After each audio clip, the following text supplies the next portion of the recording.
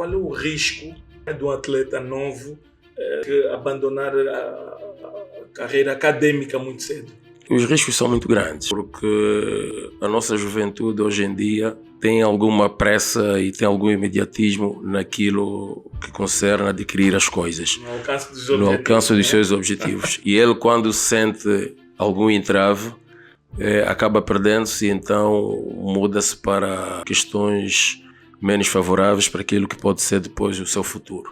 É uma das coisas que eu tenho debatido constantemente nas equipas de formação, quer do 1º de agosto, quer das outras equipas, quando falo com os outros treinadores, que é que nós não podemos ter atletas fora do sistema de ensino.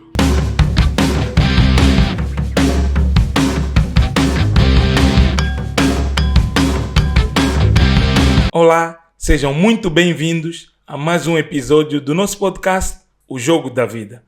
Eu sou o Sidónio Malamba e o tema de hoje é fundamental para o futuro do desporto e da juventude. Qual o papel da educação na vida dos atletas jovens? Então, se você é atleta, treinador, educador, formador ou até mesmo encarregado de educação, esse episódio é para ti. Vamos mergulhar muito seriamente neste assunto.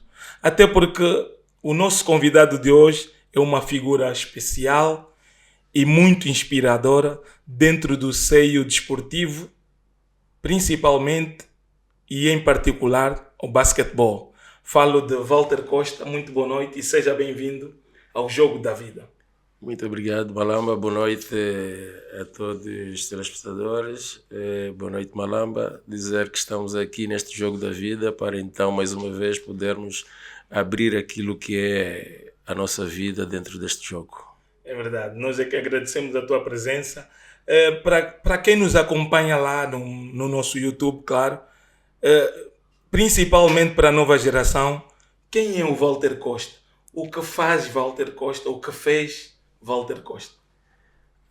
Walter Costa é um cidadão angolano que desde muito cedo teve alguma inspiração de se tornar alguém partícipe dentro daquilo que é a reconstrução de Angola e querer almejar sempre alguma coisa. Walter Costa nada mais do que um simples ex-basquetebolista.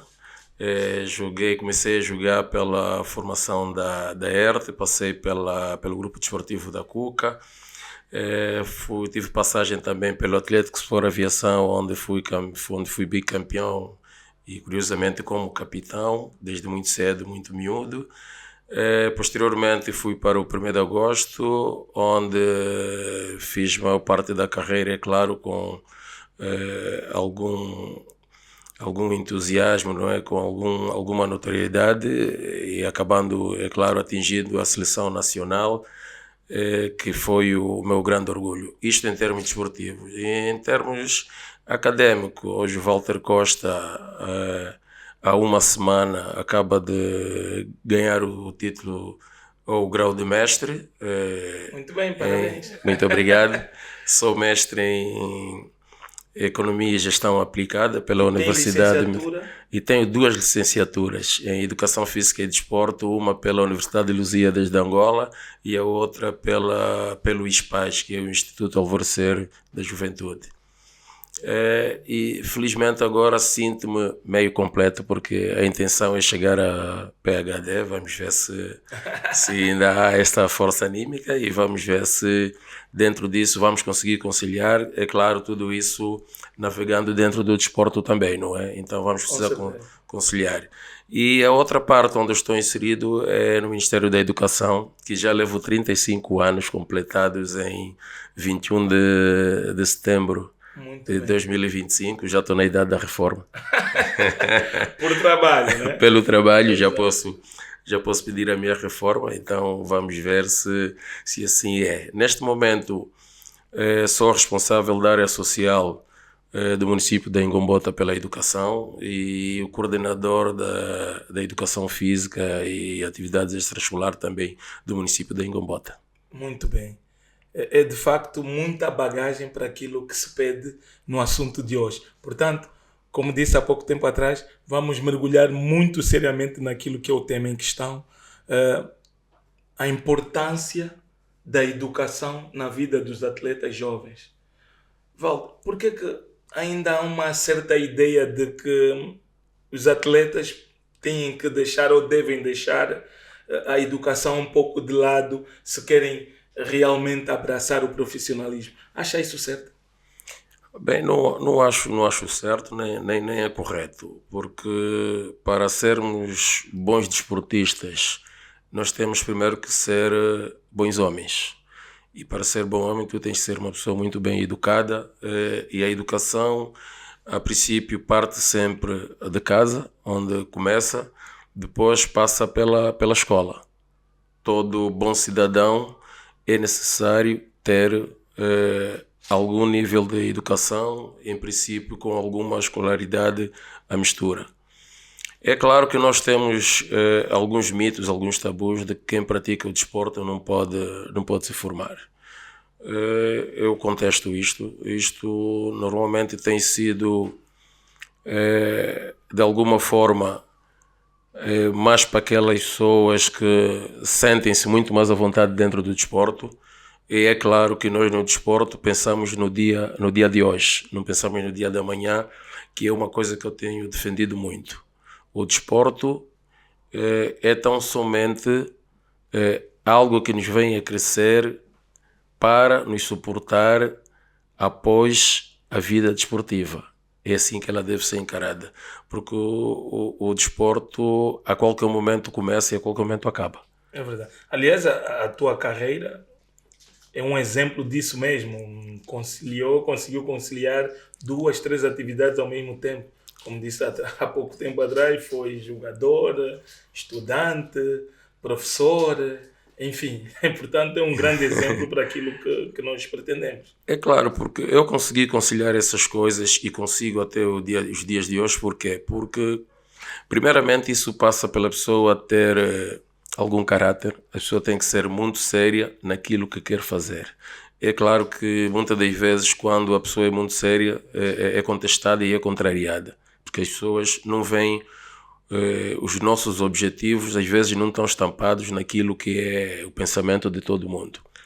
E eu diria assim que para nos tornarmos alguém pós o desporto, é necessário que tenhamos sempre alguma formação, porque vejamos, amanhã o Malamba é um dirigente desportivo, como é nas vestes de hoje, não é? O Malamba é um PCA de alguma empresa e o Walter não tem formação alguma, mas jogou com o Malamba. Quer dizer, os nossos amigos, muitos deles é que vão falar, mas então, como é possível? Os nossos fãs, é claro, também. Falam, como é possível? Olha o Walter andar de chinelo, olha o Walter andar a pé, e o Malamba hoje é um PCA de uma empresa, não consegue puxar o colega dele que jogou com ele. Mas agora vamos lá ver. Esse colega dele, Walter, formou-se até onde? Qual é o nível que tem para ser ajudado? É claro que o Malamba não vai puxar o Walter para lhe pôr na sua empresa como segurança. A priori é que não é um emprego que nós devemos menosprezar, porque todo emprego hoje em dia é valioso e o de segurança é muito mais porque preserva a vida de pessoas. Mas vamos imaginar que as outras pessoas não vão olhar com o olho de ver, vão olhar com aquele olhar crítico. Faça aqui a redundância, não é? Vai ter aquele olhar crítico e depois quem fica mal na fita é o Malamba que não está a ajudar o Walter. E então eu penso sempre que as pessoas devem se formar, mesmo após a carreira desportiva. Eu aprendi com um treinador desde muito cedo, que era o Mário Palma, que ele dizia: se tu não puderes estudar no momento que estás a praticar o desporto, faça após desporto. Organiza-te um bocado, cria alguns rendimentos para depois a posterior então poder suportar os seus estudos. E eu sempre apreciei essa doutrina do professor, porque quando eu fui o 1º de agosto, algumas pessoas céticas falaram assim para mim: olha, Valteu, se fores para o 1º de agosto não vais conseguir nem trabalhar nem estudar, porque o professor Mário Palma não gosta de quem faz isso. Era muito exigente. Ele realmente era muito exigente, mas ele era muito humano. Ele não deixava faltar nada nos atletas, desde até as viaturas. Eu um dia furou-me o pneu do carro e ele acabou dando a chave do carro dele para eu ir tratar primeiro do meu carro, depois voltar para o treino.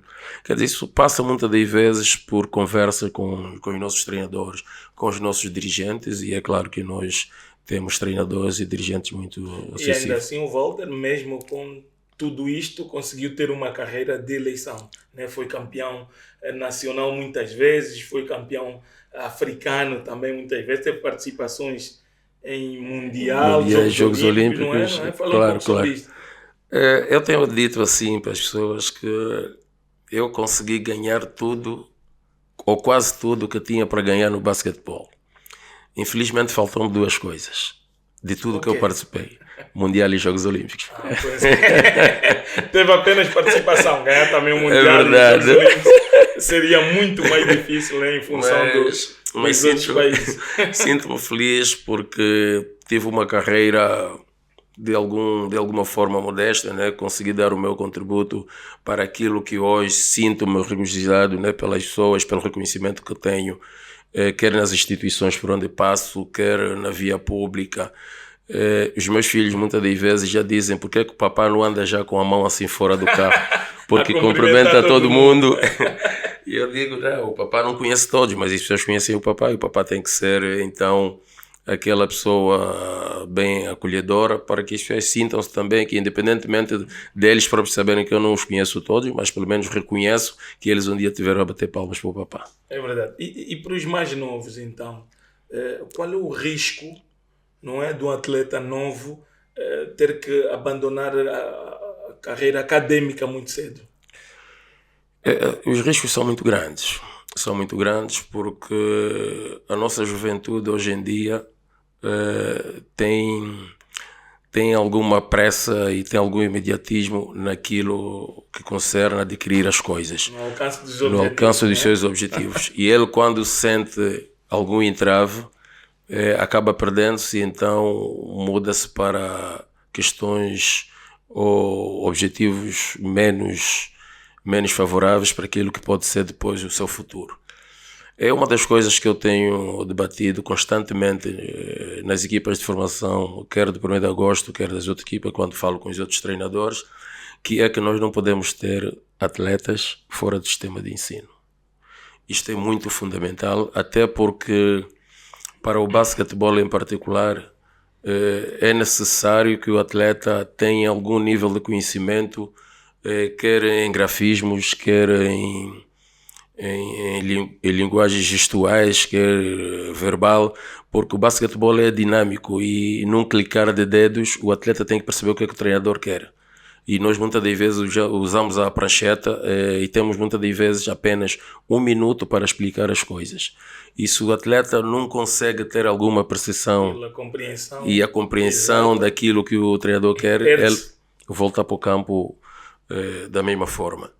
E então o que eu sempre tenho conversado muito com os atletas é que todos eles estudem com algum sacrifício. Aliás, a NBA, a Liga Norte-Americana de Basquetebol, é um exemplo disso, né? Claro, os jogadores só chegam lá passando pelas universidades. Pela universidade. 99% de jogadores NBA passam. É claro que há sempre alguma exceção, não é? Sim, porque pronto, nem todos nós somos iguais, mas como tu dizes, 99% tem que passar pela universidade e é obrigatório. E não só até pelo desporto, nós agora estamos a falar a nível do desporto, que é importante eles estudarem, mas não só, porque a minha maior preocupação muitas das vezes não é quando ele está a jogar, porque ele, enquanto estiver a jogar e ele conseguir se afirmar, vai ter uma remuneração. Claro. E esta remuneração pós-carreira é muito à margem daquilo que ele vai encontrar após carreira. Nós temos os atletas de topo, né, quando atingem o profissionalismo, têm um salário que, bem aproveitado, conseguem organizar de certa forma a sua vida, mas que depois, a posterior, eles têm que ser preparados porque não vão encontrar esse tipo de salário. Na verdade, a realidade mostra-nos que depois da carreira, poucos conseguem viver daquilo que conseguiram alcançar enquanto atletas profissionais. Claro, porque muitos de nós, enquanto no ativo, nós queremos pensar que a vida desportiva vai ser a mesma e para a vida toda, quando não. Nós, do mesmo jeito que estamos a jogar hoje a 100%, somos o jogador de top, de nível muito alto, onde as pessoas ovacionam sempre o nosso nome dentro do estádio ou do pavilhão. nós esquecemos que isso, num clicar de dedo, isso termina. Pode ser naquele mesmo dia por uma lesão, pode ser naquele mesmo dia por algum infarto, quer dizer, alguma coisa nos pode tirar daquele momento. Então é ali onde nós temos que estar preparados. Se partirmos uma perna, se nós tivermos a nossa sapiência, a nossa sabedoria em termos acadêmicos, é claro que vamos poder sempre fazer alguma coisa. E então é isso que eu peço sempre aos jovens atletas, que não caiam no erro de viver o momento, porque os salários do desporto são salários fantasmas. Como é que acha que a educação consegue ajudar um atleta a destacar-se dentro do desporto? Bem, primeiro porque, como a própria palavra diz, educação é moldar sempre, de alguma forma, o homem. Ele, se tiver uma educação já de base, entre aspas, podemos até falar também que não, podemos ter aquelas pessoas que não têm aquele berço, não têm ver aquela educação de base, mas se conseguirem enquadrar-se em alguma escola, em algum centro de acolhimento onde haja algum tipo de ensino, é claro que esse jovem atleta sempre é moldado. A educação, o facto de sentarmos numa carteira, o facto de termos colegas ladeados sobre nós, leva-nos sempre a ter uma conduta correta. Dificilmente nós conseguimos nos desviar, porque nós vamos sempre olhar para aquela pessoa que está ali a nos passar a instrução de uma forma pedagógica. Nós vamos sempre querer ser espelho, olhando para aquela pessoa como nosso espelho, e nós estamos ali a nos rever. Acha que um atleta pode e consegue alcançar um nível muito alto, tanto na carreira acadêmica como na desportiva? Aliás, você é um exemplo disso. Como equilibrar, como conseguir, na verdade? É claro que pode. Pode, mas isso deve-se a muitos sacrifícios. Eu lá em casa... Conta-nos eu ia perguntar isso. Conta-nos um dos sacrifícios que teve que fazer, né? Eu lá em casa tenho a fama de que não gosto de ficar em casa com a família, porque eu invento estudar. E a questão não é inventar estudar. Então eu digo aos meus filhos, tenho dito lá em casa sempre, que não é que o papá não queira estar com vocês hoje, mas o papá quer preparar o nosso futuro para que amanhã não tenhamos aqui dificuldades maiores do que essas que nós vivemos. Porque todos nós, é claro, vivemos alguma dificuldade, mas uns maiores que as outras. E é claro que eu primo muito pela família, mas se tiver que fazer alguma coisa que eu sei que futuramente vem em prol da família, eu vou sacrificar a família, vou deixar a família mesmo à minha espera. E hoje muito mais, né? Porque é treinador e é professor. É tudo muito, muito complicado para mim, mas felizmente tenho sabido dar resposta a isso, porque eu às vezes tenho dito a alguns colegas na educação, digo, puxa, a função horária, a função pública larga às 15 horas. E aqueles que já não têm quase nada a fazer vão direito para casa e chegam muito cedo. Eu olho para os colegas a sair e eu digo, poxa, quando é que vai chegar a minha vez? De ir cedo para casa. De ir cedo para casa. Eu não consigo, porque eu tenho que sair dali e tenho que voltar para o treino da noite. Então tenho que me aguentar. E quando tivesse a universidade, aquilo que era uma ginástica, porque muitas das vezes tinha que, mesmo saindo tarde do treino, tinha que ir para a universidade marcar a presença. Muitas das vezes, nos dias que não havia o treino da tarde, eu tinha que redobrar então o esforço na universidade. Quer dizer, são coisas que cansam, realmente cansam, mas nós temos que ter o nosso foco bem traçado. Como hoje de manhã, por acaso, quando eu via com a minha filha, ela olhou para mim e disse, o papá hoje não dormiu, ainda está com cara assim de muito sono. Eu disse, não é questão do papá não dormir, é questão que o papá esteve a ler algumas coisas até tarde, e então não conseguiu recuperar do sono. Pouco tempo de sono. Pronto, mas é a vida e cada um de nós tem que saber aquilo que quer. Na formação completa do jovem atleta, qual o papel de um pai, de um professor? Eu tenho dito assim em formas de brincadeira que todos nós somos pais, todos nós somos o professor, todos nós somos o encarregado de educação desses meninos. Os nossos jovens atletas, por exemplo, eu digo que eles passam mais tempo no clube muitas das vezes do que em casa.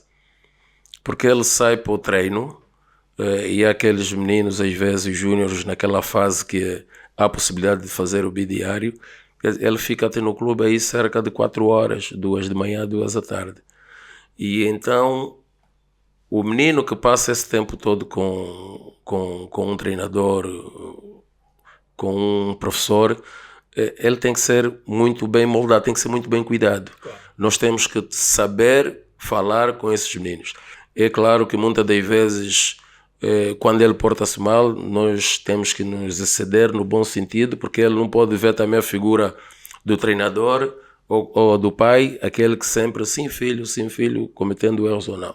É claro que os erros devem ser corrigidos e às vezes, de alguma forma, que ele sente que o pai ou o treinador está descontente com aquilo que ele fez, mas a intenção sempre é levá-los a fazer as coisas com alguma excelência. Eles têm que perceber que estão ali a conviver para o seu bem e para o bem do grupo. Convivência em grupo não é fácil. Não é fácil porque cada um traz os seus hábitos e costumes, mas é claro que o treinador, o professor, sabe muito bem como moldar isso. E é verdade que nós, como treinadores, temos ensinado os nossos atletas, sobretudo os do 1º de agosto, digo isso porque é lá onde estou, mas tem acontecido com os outros clubes que os colegas vêm até comigo quando há dificuldade, por exemplo, de matricular algum menino. Porque nós temos um lema que o menino, para jogar basquete, tem que estudar. E eu, fazendo parte também do Ministério da Educação, é claro que procuro sempre ajudar aqueles meninos que têm grandes dificuldades para se matricularem, porque senão não estaríamos a fazer nada tendo o menino só a treinar. Existem alguns programas de incentivo que unem o desporto e a educação? É claro, existem alguns planos, até porque podemos ver que na educação há, por exemplo, o desporto escolar, que é uma coisa que é motivante para os meninos quando estão no desporto escolar e sabem que muitas das vezes aparecem treinadores para observá-los, não é? E há aquele incentivo deles pensarem que podem ir para um clube. E para os que estão no clube, muitas das vezes, o incentivo para eles é que nós sempre falamos para eles que há alguma promessa de poderem estudar, de poderem ganhar alguma bolsa, de poderem chegar à NBA, mas para isso é necessário estudar, porque para chegar à NBA é preciso passar pela universidade. Aliás, como preparar, né, um jovem atleta a fazer aquela transição do desporto escolar para o profissional? É das coisas mais fáceis e mais complicado, porque sabe que no desporto escolar não há grandes exigências. Sim. É claro que o atleta sai dali ou o aluno sai dali mesmo como aluno, depois vai para o clube para passar para atleta. Mas é motivante até porque muitos deles quando me vêm lá eles pensam que eu estou lá porque estou aí já à busca deles para ir para o 1º de agosto. Poucos deles conseguem dar conta que eu faço parte daquele movimento todo da educação. E então só mais tarde que eles se apercebem, ele está aqui afinal como alguém do Ministério da Educação, ele faz parte da educação e pronto. Só assim eles conseguem dar conta. Os próprios encarregados que me encontram também nessas atividades, eles dizem, é bom saber que o treinador está aqui, veio ver. Quer dizer, e eu modestamente digo, sim, venho cá para ver os meninos. Quer dizer, é uma forma de poder motivá-los, né? E mostrar que eles podem chegar até o profissionalismo. Felizmente temos alguns deles. E eu tenho focado muito nisso. Eu tenho alguns atletas, sobretudo do handball, que atingiram também a seleção nacional. Okay. Falo dos 2 manos gêmeos do Inter, que agora estão no 1º de agosto, o Chano e o Mano. Então, aquilo é um orgulho para mim. Por exemplo, o próprio Carlos Moraes, Lionel Paulo também passaram por mim no Zingambante. Okay. E quer dizer, são pessoas que eu, quando os vejo, eu sinto-me super, super feliz por aquilo que fiz. Muito bem. Walter, Poderia contar-nos alguma curiosidade, alguma cena que aconteceu enquanto desportista, assim, caricata? Ei, já tiveram muitas. Já tiveram Pela muitas. seleção nacional. Já tiveram muitas. Pela seleção nacional. Lembro-me num campeonato africano em que nós tínhamos o Vítor de Carvalho com paludismo e o Miguel Lutonda também com paludismo. Estávamos a... Dois dos principais jogadores da equipa. Dois dos principais jogadores da equipa. E nós estávamos aí a 2 dias da final. E então... Isso em que país? Isto foi no Egito. No Egito, ok. Alexandria, não? Alexandria. Ali o que mais me comoveu foi pelo facto de que eram cerca de 19 horas, não é? Nós estávamos a fazer tempo para ir jantar e estava o professor Mário Palma e os seus adjuntos sentados no hall do hotel e eu ia saindo com o Vítor do Carvalho. E o professor Mário Palma olha para mim, olha assim: Walter, o que é que se passa? Não, vou sair com o Vítor, vamos dar uma volta ali para desanuviarmos um bocado, porque estamos muito tempo aqui no hotel. Não, voltem já que eu não busquei os dois andar juntos. Então por quê? É claro, e eu fiquei assim, mas professor, por quê? Não, eu já vos conheço. É claro, não é um bom exemplo agora para todos, né? Mas nós quando saíssemos, às vezes gostávamos de tomar uma boa cervejinha, que é para poder relaxar, porque aquilo era muito... Para desanuviar só. Antes do jogo. Claro, só para desanuviar. Nós tínhamos o hábito de andar um bocado para tirar o stress e beber pelo menos uma, duas cervejinhas e voltar para o hotel. Nada mais do que isso, não exagerávamos, é claro que sabíamos da responsabilidade. E como o professor sabia que o Vítor estava com paludismo, ele já estava decidido, bom, esses dois estão a sair, vamos estragar o trabalho. O jogo amanhã está perdido. Está perdido. Felizmente ele não fez grande caso, acabamos saindo, tomamos as nossas 2 cervejinhas e deu para ver que aquilo, o corpo é que estava preso, não era o próprio paludismo, não é? E acabamos saindo e no nosso regresso jantámos. Dia seguinte, olha, o Vítor jogou lindamente. O mesmo aconteceu com o Lutonda nesse dia não conseguiu sair porque estava de cama.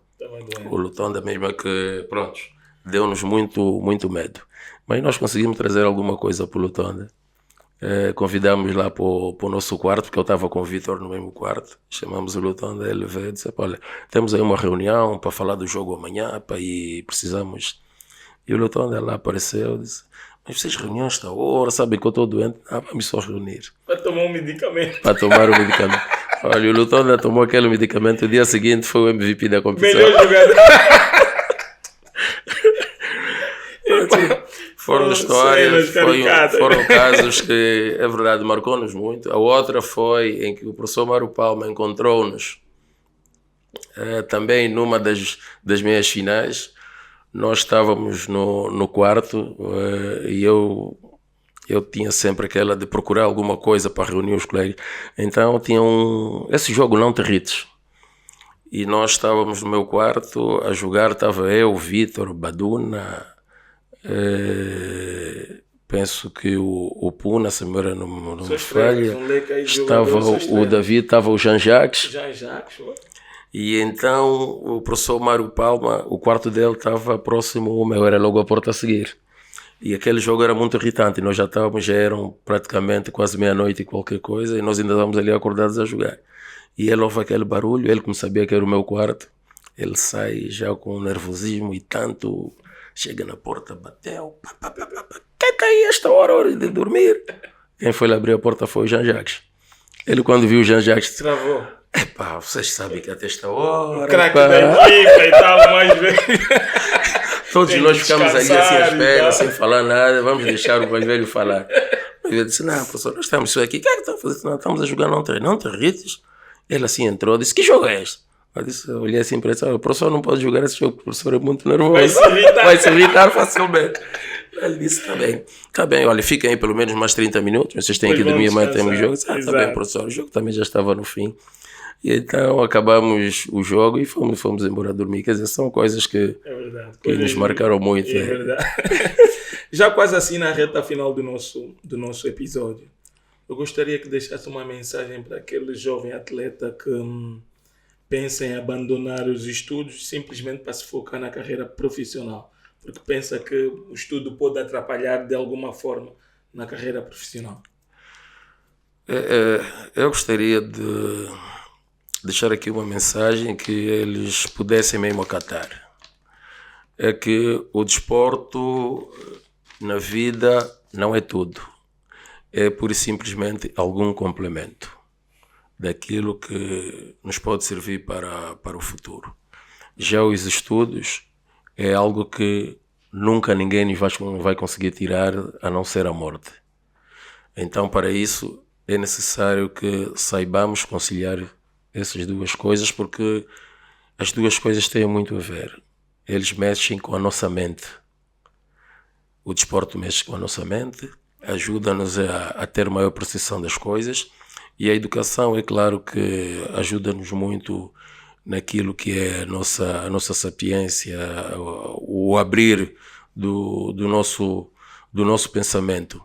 E é claro, para quem consegue estudar hoje, nunca é o mesmo desportista amanhã. Será sempre diferente.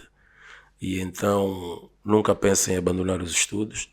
Desporto, sim, dá-nos muita coisa, ajuda-nos muito para que tenhamos um nível de vida de alguma forma modesta, mas sem os nossos estudos depois nós acabamos sendo olhados até pela sociedade de alguma forma negativa. E então eu gostaria que todos nós passássemos aquilo que eu passei há uma semana atrás, que foi muito comovente, após a saída da minha ortoga. Quando eu cheguei no clube, o professor Lázaro Andingo nos chamou, parou o treino, chamou a equipa toda, e nós ficamos cerca de 5 minutos ali no meio, eles a baterem palmas para mim, quase lacrimejei, porque a emoção tomou conta de mim. É verdade. E todos eles ficaram assim a falar para mim: coach, afinal nós também podemos. Claro. Mensagem muito forte e muito marcante de Walter Costa. Afinal, o desporto não é um inimigo da carreira acadêmica, muito pelo contrário, complementam-se. E fica aqui a dica e a mensagem do Walter Costa. Como tudo que é bom termina e muito mais rápido, portanto, chegamos ao fim de mais um episódio do Jogo da Vida. Continua nos seguindo no YouTube, porque conteúdos sempre muito valiosos passam aqui. Até lá.